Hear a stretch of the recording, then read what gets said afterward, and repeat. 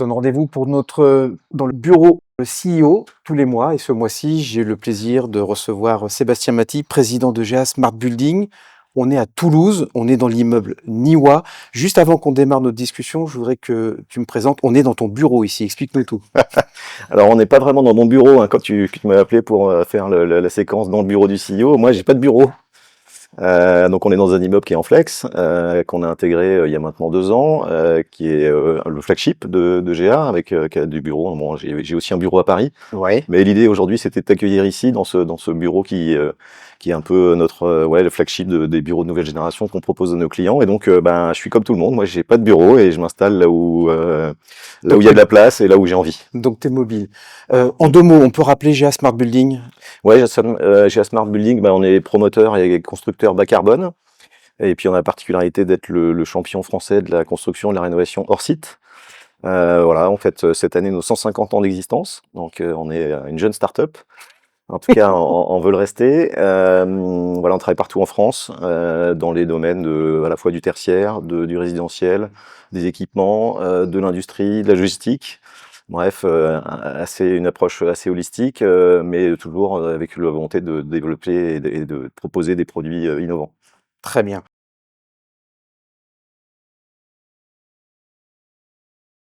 Justement, on va commencer à parler des marchés. Je voudrais que tu puisses nous décrire l'état réel du marché ou des marchés dans lesquels GA Smart Building intervient. Est-ce que, selon toi, on est plutôt dans une phase de correction, de stabilisation, de redémarrage de ces différents marchés? Quelle est un peu ta lecture? On revient du MIPIM, hein, donc c'est le bon moment de faire un bilan et de se dire ce qu'on pense de tout ça. Moi, j'ai trouvé qu'il n'y avait pas trop de dynamique. Et malheureusement, on vit depuis plusieurs années dans une période qui est un peu gelée. Mhm. Voilà, et j'ai pas l'impression qu'on en soit sorti. Globalement, moi, je crois pas qu'on soit en bas de cycle. Je crois plutôt qu'on est dans une phase de transformation structurelle. On a besoin de transformation. Et la crise actuelle, c'est plutôt une crise de modèle, je pense. Un modèle qui a besoin de se réformer, qui a besoin de se transformer, et notamment compte tenu des enjeux de la filière. On a des enjeux dont je pense on n'a pas toujours vraiment conscience, des enjeux démographiques. Oui ou non, j'ai un logement, ça dicte aussi de savoir si je vais avoir un enfant, par exemple.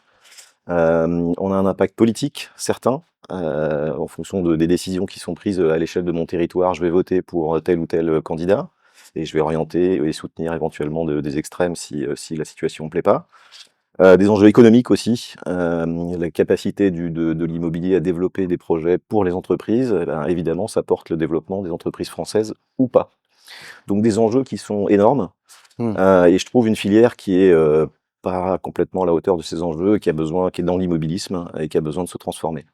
Donc évidemment, moi, tu connais mon approche. Je pense que l'industrialisation, c'est quelque chose qui est inéluctable pour notre filière si elle veut débloquer sa capacité de performance. Mais pas que, en fait, hein. L'immobilier, leur site, c'est un peu c'est aussi un prétexte pour Ouais. débloquer la filière dans ce qu'elle sait faire de mieux, que ce soit en termes de profil environnemental, en termes de capacité à travailler ensemble, de capacité à se projeter, à se transformer, à innover, etc.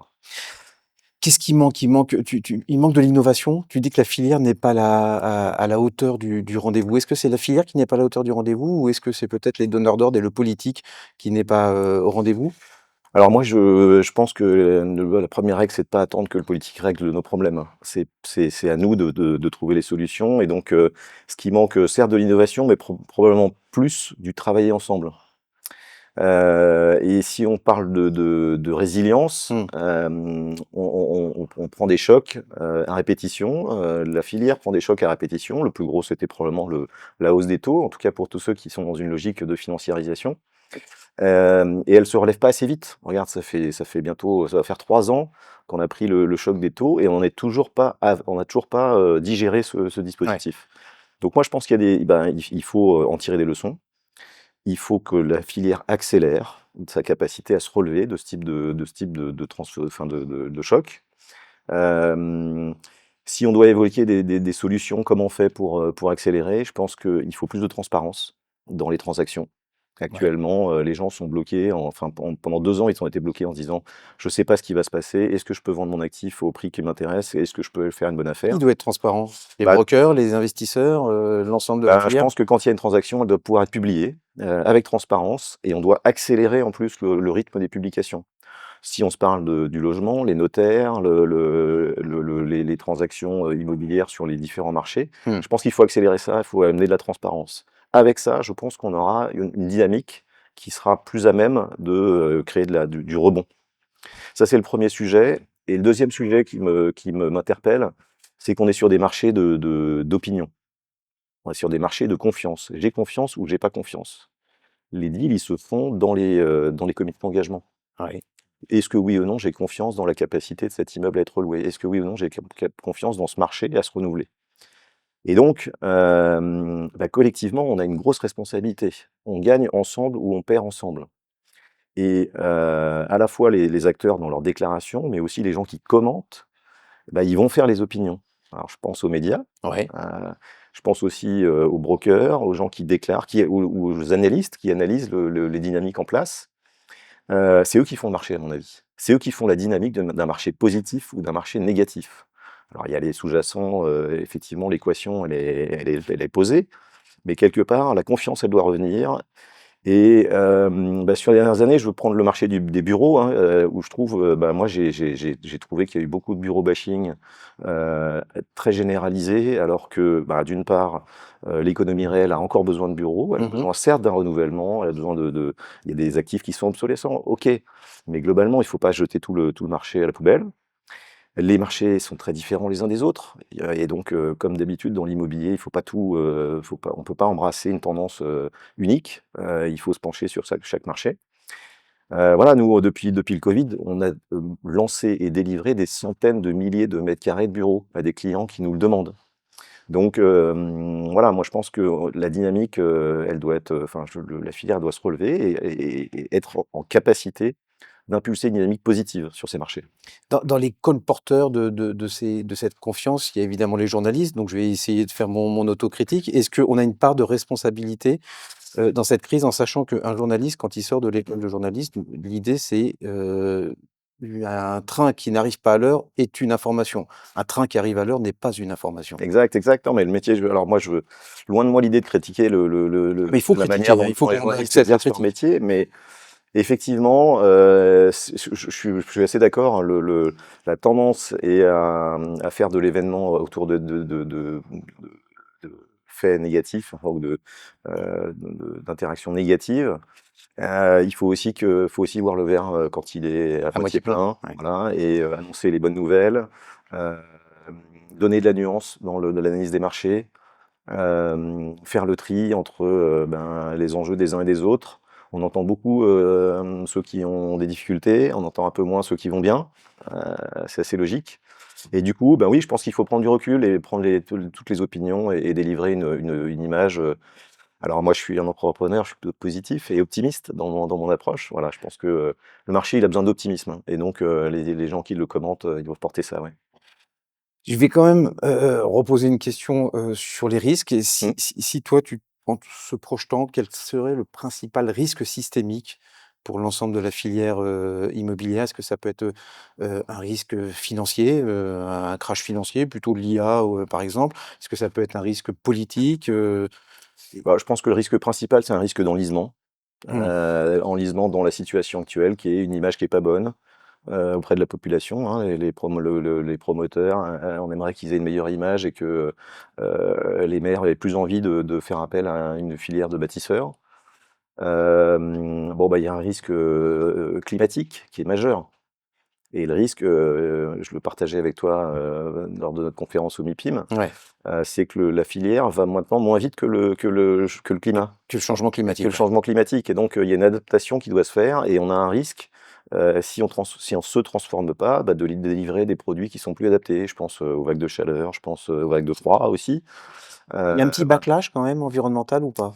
Alors, honnêtement, à part les gens qui sont, allés à la Commission européenne pour faire valoir qu'ils voulaient, qu'on leur foute la paix, la réponse est non. D'accord. On est, questionné très régulièrement, que ce soit sur l'environnement ou sur la RSE. Les banques, les banquiers, les financeurs, nos clients, et cetera, nous interrogent et veulent des réponses, en fait. Ils ont des politiques RSE, il y a une valeur, enfin, on a parlé aussi de la décote brune. Ouais. Donc, il y a une valeur qui s'est mise en place autour des enjeux, RSE et environnementaux, et non, je ne vois pas de retour en arrière, non. D'accord. Ça devient plutôt un incontournable.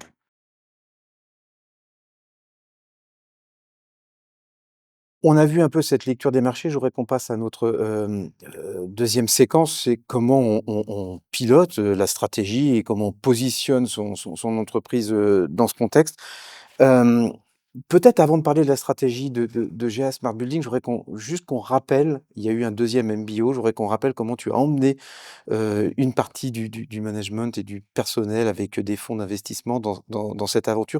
Est-ce qu'on peut juste refaire un tout petit peu le film en arrière? Parce que je trouve Ouais, que cette aventure est assez incroyable. ouais, OK. Bah, en fait, on a pendant longtemps, l'histoire du groupe était une histoire familiale jusque dans les années 2000 et dans les années 2000, on a basculé dans un schéma partagé avec des financiers. Alors au début, les financiers ont acheté le capital et puis ils ont partagé un peu avec les salariés en 2002, à hauteur de 5 et puis on a fait de nouvelles opérations dans des schémas de LBO effectivement, avec un actionnariat partagé. Les salariés sont montés de 5 à 20, à 40. Moi, je suis arrivé à ce moment-là et en 2017, on a fait une opération où les salariés ont pris la majorité du capital et ils ont du coup souscrit à 60 du capital avec des financiers et l'année dernière, ben, on était au bout d'une période, de 7 ans, Mmh. et donc on a renouvelé notre capital dans une période pas facile, hein, c'était pas le meilleur moment pour expliquer qu'on fait de la promotion immobilière, qu'on cherche à lever sur du private equity. Mais, on a eu, ben, on avait de bons fondamentaux, je pense, pour l'entreprise, un track record aussi, qui parle pour nous et une dynamique de marché et dont je te parlerai là en termes de stratégie aussi qu'on a mis en avant, qui ont fait qu'on a trouvé de nouveau des partenaires. Ceux qui étaient là, ont souhaité rester avec nous. Je pense à la BPI par exemple, qui est à nos côtés au titre d'entreprise innovante. On a plusieurs groupes bancaires et puis Eurazeo a choisi de nous rejoindre. Mmh. Donc ils ont souscrit à environ 20 de notre capital et à côté de ça, ben, les salariés ont de nouveau massivement souscrit à cette augmentation de capital et ils détiennent aujourd'hui, 60. Ils sont 400 actionnaires individuels à détenir, 60 du capital. D'accord. Donc c'était effectivement une bonne nouvelle pour nous puisque ça donne confiance, à la fois dans le modèle et dans l'avenir. Bon, c'est incroyable comme idée. Ce que tu ne dis pas, c'est qu'en 2017, le fonds qui possédait, c'était le Hermond Capital, c'est un certain Ouais, Léon Bressler ouais, et je crois qu'il y avait aussi un certain Vincent Rouget qui est c'est ça. actuellement le CEO Nouveau de CEO d'Unibail, ouais. d'Unibail. Ouais, je le salue, ouais. On a fait un super parcours ensemble, ouais. Revenons un petit peu sur la stratégie de GA Smart Building. Bah, avec des marchés qui sont en plein changement, en pleine révolution, en pleine transformation, bah, comment on adapte et quel est un peu le cap stratégique de GA Smart Building? Beh, en fait, les périodes de crise, c'est aussi les périodes où les leaders se redessinent, hein, donc c'est une période d'opportunité évidemment. On a, dessiné une stratégie, alors on fait un plan stratégique qui dure à peu près 4 ans, Mmh. voilà, mais avec une ligne directrice. On a dévoilé récemment notre plan stratégique qui s'appelle Un temps d'avance. L'idée c'est, bah, c'est explicite, hein, l'idée c'est C'est d'être, clair. une entreprise alors on l'a été, je pense qu'on l'a été dans notre parcours jusque-là, mais notre enjeu c'est de le rester, dans l'avenir. C'est d'anticiper, c'est de comprendre ce qui se passe, d'anticiper, d'innover, de se transformer et pas juste de subir, pas juste s'adapter à des choses qu'on subit. Récemment, j'ai parlé de sentir la vague. Tu sais, il y a Ouais, des tendances, la vague qui arrive, il faut la percevoir avant qu'elle arrive, voire idéalement la créer. Créer la vague, créer les transformations. Voilà, donc c'est ça l'ambition de notre plan stratégique. Ensuite, de manière plus opérationnelle, ben, on a 4 grandes thématiques, sur lesquelles, on axe notre énergie, nos efforts. La première, c'est d'accélérer l'industrialisation à notre échelle. mmh, On est leader, aujourd'hui de la construction hors site, mais j'ai une conviction et on a une conviction que ce modèle, il va se déployer et il a commencé à se déployer, hein, au travers de la filière d'excellence qu'on a créée, l'association Filière hors site France. 150 acteurs mobilisés, convaincus, et les premiers chiffres ont été publiés. On a vraiment effectivement, une vraie dynamique qui se déploie. Donc on va être challengé sur notre modèle. Et donc, notre première responsabilité, c'est de garder notre avance. d'accord. Et donc, ben, c'est des investissements dans nos usines, c'est, la mobilisation de nos partenaires pour savoir comment eux s'organisent pour, évoluer en termes de hors-site. Donc on challenge, les lots techniques qui bossent à nos côtés, les lots architecturaux en disant: «Montrez-nous que nous on veut que vous bossiez hors-site, qu'est-ce que vous faites? Comment vous Ouais. faites?» Et on fait progresser un écosystème avec nous. Donc ça, c'est le premier Mais en restant 1er leader, sujet. avec la volonté de rester leader de cet écosystème. Ouais, Exactement, bon, on a aujourd'hui aussi un rôle de montrer que ça fonctionne, oui. et donc effectivement, On veut avancer. Donc ça, c'est le premier thème. Le deuxième thème, bah, c'est de nous déployer sur tous nos marchés. Mmh. Et c'est un déploiement qu'on a structuré sur les dernières années, hein, dans une logique de diversification. On était très focus sur le tertiaire et les bureaux. On s'est redéployé sur l'industrie et la logistique, le résidentiel, qui est pour nous un virage très important, très significatif, hein. On a structuré 2 étapes. L'intégration d'Ossabois en 2018 pour apprendre à construire du logement de manière hors site. Mmh. Et ensuite l'intégration d'une équipe en 2022, l'équipe de Sophie Menet, GA Immobilier Résidentiel, Rouge, qui est partie à la conquête sur le marché, complètement, de manière complètement contracyclique. Le timing est plutôt bon, j'ai envie de dire. Timing est Faut pas être chargé en effectivement 2022. adapté. Effectivement, nous, on voyageait léger et effectivement, on est venu sur le marché proposer, d'autres solutions, un autre profil et donc effectivement, l'équipe a bien performé, a fait un super parcours en termes de développement, IMO et aujourd'hui, on a à peu près entre 5 et 6 000 logements à déployer sur les 3 ans qui viennent, donc D'accord, c'est canon. ouais. 3e, volet, la rénovation. On accélère, le marché va se transformer, c'est sûr. On était plutôt un acteur du neuf. On investit dans des équipes, dans de la compétence. Là encore, on a fait venir des talents.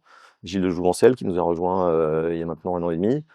Il constitue une équipe et les premiers chantiers sont canons. On vient de Mmh. livrer le siège du CNES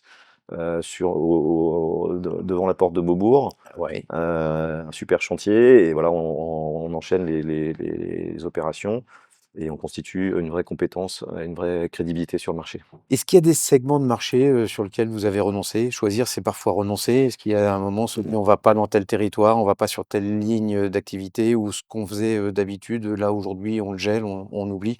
Bah, on aimerait bien, aller vite, Ouais. se déployer, mais c'est vrai que, bah, faut de l'énergie pour ça et donc faut faire des choix. D'un point de vue des territoires, bah, aujourd'hui, on n'est pas très développé le côté, nord-ouest de la France, Mmh. sur la façade, La Bretagne, ouais, la Bretagne, Normandie, on n'est pas très présent.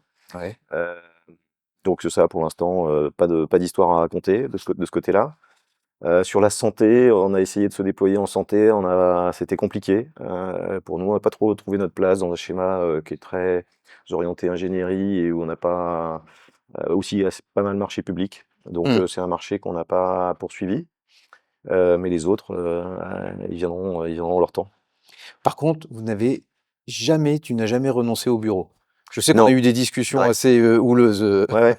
Ouais, on a eu des discussions sur le bureau. Moi, je pense que c'est un marché, alors déjà pour un promoteur, ben, quand tout va bien, nos clients, ils ont besoin de bureaux pour se développer Mmh. et quand ça va pas bien, bah, ils ont besoin de bureaux pour se regrouper, et puis pour être plus efficients. Mmh. Donc c'est ça qu'on a vécu sur les dernières années. Aujourd'hui, moi, je pense que ce qui nous sépare, c'est, l'économie financiarisée et l'économie réelle.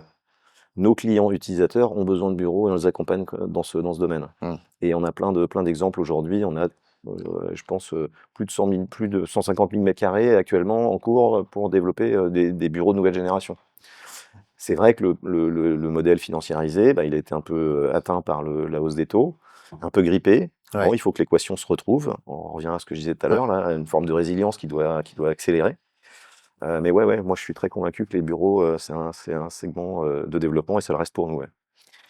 Quel serait l'avantage compétitif de GA Smart Building dans cette compétition? Ça serait quoi? Ça serait la taille, ça serait la vitesse d'exécution, ça serait la relation client, ça serait la capacité financière, ça serait la capacité d'innovation? Il y a pas mal de choses, on parlera tout à l'heure d'équipes, hein. Il y a les Mmh. talents, hein, qui font aussi l'histoire du développement d'un groupe. La confiance, aussi. Mais ouais, moi je pense qu'on a effectivement, une taille d'entreprise qui nous permet de prendre des décisions rapidement, d'être, agile, d'être efficace.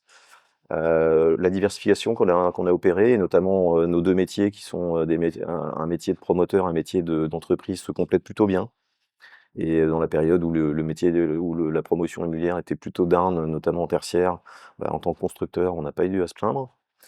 Donc on a une complémentarité de métiers qui fonctionne bien. Après les 2 derniers axes de la stratégie, moi à mon avis, sont des axes qui sont importants. La transition, environnementale, Ouais. dans laquelle on a investi beaucoup, sur l'énergie, sur le carbone. Aujourd'hui, on accélère aussi sur les autres enjeux, la biodiversité, les matières, et cetera. Mais avec, aussi une conviction qu'au-delà de l'atténuation, il y a le sujet de l'adaptation. Et donc sur tous nos produits, on travaille sur comment on délivre des produits qui sont durables. Mmh. Un temps d'avance, hein, c'est aussi avoir un temps d'avance sur les changements climatiques et comment on fait pour délivrer des immeubles qui gardent leur pérennité. Et le quatrième thème sur lequel on travaille, c'est de garder de l'avance en termes et du leadership en tant qu'entreprise responsable. Sur les enjeux de RSE, sur les enjeux de performance extra-financière. Il y a eu effectivement un mouvement de backlash qui a été déclaré. Moi, je trouve que nos parties prenantes restent très impliquées sur ces sujets. On a de l'avance. Ça se traduit au travers de notre score en taxonomie européenne. On est à 95% couvert par un alignement en taxonomie européenne. Ça se traduit par notre score en termes chez Ecovadis. On est Platinum, ce qui nous place dans les 1% les plus engagés de la planète, des Mmh. entreprises. Et nos clients, notamment internationaux, nous demandent un score Ecovadis.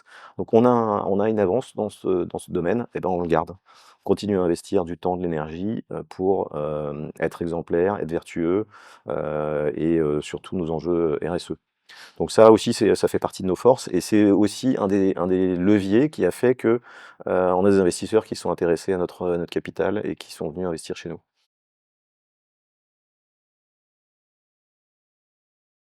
Très clair. Je voudrais qu'on aborde notre troisième et dernière séquence sur comment on emmène les équipes. Tu en as parlé, les talents. Je voudrais concrètement savoir, bah, comment on passe d'un un beau discours, Ouais, de président à celui d'un chef d'équipe ouais, qui emmène, toute son équipe et comment on arrive à partager cette stratégie, au sein des équipes. C'est OK. quoi le secret? Ben, il y a plusieurs leviers. Levier, c'est d'avoir un projet, avoir, effectivement une stratégie et le rendre lisible, l'expliquer, l'exposer, savoir en parler. Je le rencontre moi, alors c'est organisé selon les périodes ou celles où on recrute beaucoup ou pas.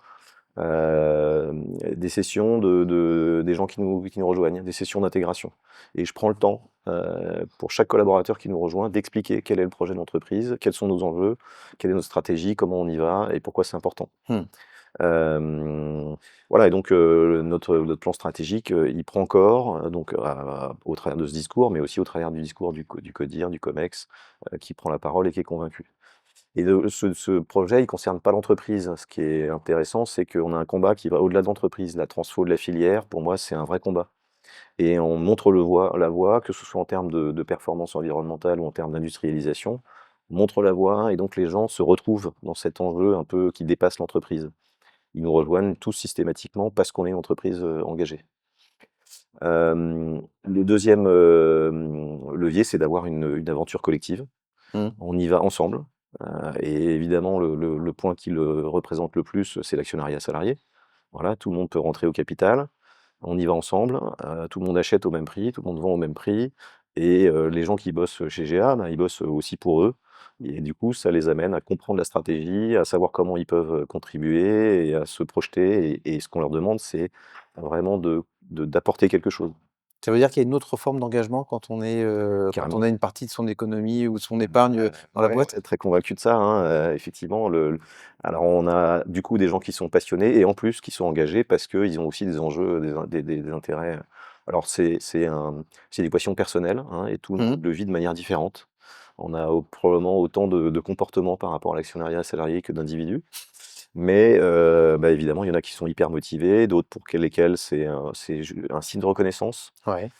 c'est un signal individuel.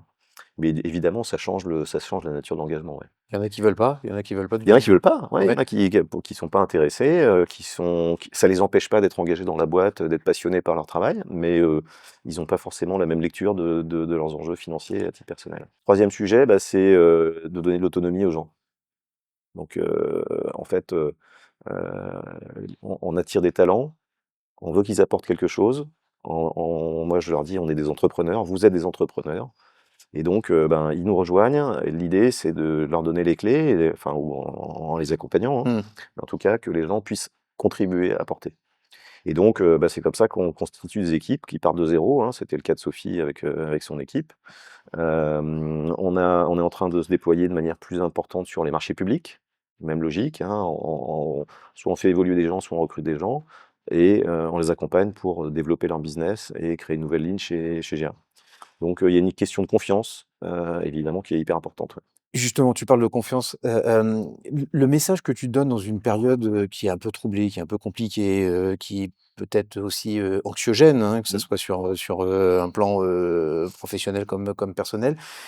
C'est quoi ta responsabilité? C'est d'essayer de rassurer, les équipes, essayer de les mobiliser pour résister quand les vents sont contraires, les prévenir qu'il faut commencer à transformer ses habitudes, Ouais, c'est ouais. quoi un peu le discours? Ben, effectivement, le changement est un peu au centre du débat, hein, la capacité à changer, à se transformer et cetera. Moi, je crois que une qualité intrinsèque d'un entrepreneur, c'est d'être, optimiste, d'être positif, et si on n'a pas ça, alors tout le monde n'est pas dans cette même logique d'ailleurs, hein. Il y a des gens qui, la prudence, est l'alpha et l'oméga, attention, après le soleil viendra la pluie. Bon, moi, c'est plutôt le contraire, hein, effectivement, je regarde de l'avant. Voilà, la confiance, ça me semble, un élément critique. Après, ben, on a évidemment connu des périodes là où on savait pas trop où on allait. Ouais. Et ben ça, faut le dire. Voilà, donc c'est dire simplement les choses. OK, le Covid, c'était une période, extraordinaire de ce point de vue-là, hein. Qu'est-ce qui se passe demain? On sait pas. Voilà, ben, on a dit aux équipes, on sait pas, mais on va y aller ensemble et C'était on quoi la réaction s'adapte des ensemble, équipes? Il y a quoi. pas une forme de peur quand même Ah quand bah, si, c'était une quand période le chef dit: «On sait pas»? hyper anxiogène. Non, je crois pas. Quand le chef, il sait pas et ben, il dit, ça démontre que c'est quelqu'un de normal. Il Mais être omniscient, je pense que c'est pas possible. Donc, ce qu'il faut, c'est avoir un projet, avoir une ligne directrice, une direction dans laquelle on va. Les gens la connaissent, donc ils savent comment, s'inscrire dans ce schéma-là et puis après, ben, on s'adapte, on surfe sur la vague. Ouais. Qu'est-ce qui a changé toi dans ta manière de diriger, de prendre des décisions, depuis allez, on va prendre depuis le Covid, on a l'impression que le monde, est en train de changer depuis le Covid. Est-ce que toi tu as changé aussi? Parle de transformation. Bah, je sais pas si je suis le mieux placé pour en parler, hein, de savoir si j'ai changé. Écoute, moi, ce qui me semble, enfin, je suis encore plus, convaincu de la nécessité de transfo de la filière. Mmh. Et il y a des gens qui ont fait un super boulot, hein, je pense, à Palladio, avec EY, les études qui sont sorties pour montrer que cette filière, elle a une consistance, elle a une réalité économique. Elle représente 11 du PIB, elle représente des milliers d'emplois, des millions d'emplois, elle adresse des enjeux qui sont juste majeurs pour le rayonnement de la France. Mmh. Ouais, moi je pense que, enfin, c'est quelque chose qui me est chaque jour un peu plus, visible, lisible. Et on a envie que la France tire son épingle du jeu dans la compétition internationale. Enfin, il y a pas photo, hein. On est en compétition, dans une compétition débridée Mmh. et donc on est une des forces économiques de ce pays et donc ben, il faut qu'on soit à la hauteur de ces enjeux, à la hauteur de ce potentiel aussi. Et donc ben, la filière hors site, qui est pour moi un engagement important, c'est un levier. C'est un levier de transfo. On parle pas que d'hors site, on parle pas que d'industrie, on parle de qu'est-ce que, collectivement, on arrive en tant que, écosystème, en tant que collectivité, communauté, à faire ensemble et à faire bien ensemble. Voilà, donc moi j'ai envie, bah, de contribuer à ça, Mmh. d'aller de l'avant et puis, on est dans une logique de croissance aujourd'hui, hein, dans le cadre de notre opération là, Ouais. on a montré, une trajectoire qui doit se concrétiser, qui doit nous amener à doubler notre chiffre d'affaires dans les 3-4 ans qui viennent. Oui, parce que pour les investisseurs, on vend quand même de la croissance, hein. Ouais, ouais, ouais, on On vend est on vend de la réussite, on vend de la rentabilité, de la croissance. Bon, c'est une croissance qu'on a fabriquée sur les dernières années. Faut être un peu résilient, effectivement, les marchés, bah, on vit des marchés difficiles, hein, comme tout le monde, mais bon, je dirais l'envie d'aller de l'avant a probablement, aussi, mobilisé des énergies avec nous qui permettent aujourd'hui d'envisager cette croissance. Donc on est dans une période où la filière se transforme, on veut en faire une opportunité. L'opportunité, c'est effectivement, la transition environnementale, c'est l'industrialisation, c'est délivrer des immeubles qui sont adaptés, qui sont durables, avec de la valeur durable. Effectivement, au centre de tout ça, il y a un projet avec des gens qui sont mobilisés, engagés. D'accord, donc tu préfères encore, chef d'entreprise plutôt que ministre? Je veux surtout pas être ministre, je pense qu'homme politique, c'est un métier qui est trop difficile pour moi. Très clair. Dernière question, si tu devais recruter ton remplaçant, Là. quel profil tu irais, chercher? Est-ce que tu irais le chercher en interne? Est-ce que tu irais le chercher en externe? Est-ce que tu irais le chercher dans l'immobilier? Est-ce que tu irais le chercher ailleurs? Alors je ne me suis pas beaucoup posé cette question, donc je vais réagir un peu à chaud. Moi, je pense que l'évolution interne, enfin moi, c'est mon C'est ce que je souhaiterais, qu'effectivement, il y ait des gens qui puissent évoluer et prendre ma place demain. Après, je serai pas tout seul à décider, et je serai pas tout seul à choisir, et puis il faut aussi que le projet il fonctionne. Et donc, non, je pense qu'on est dans des métiers où il faut de l'expérience, de l'immobilier, de la construction. Mmh. Et donc, aller chercher quelqu'un à l'extérieur, je pense pas que ce soit le bon modèle.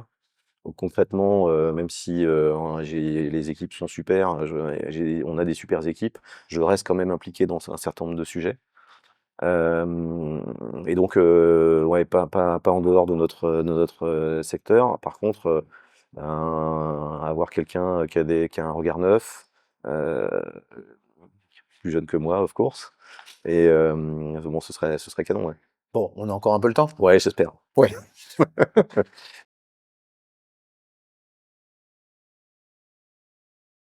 Ma dernière et toute dernière question, et ça, c'est ton bureau.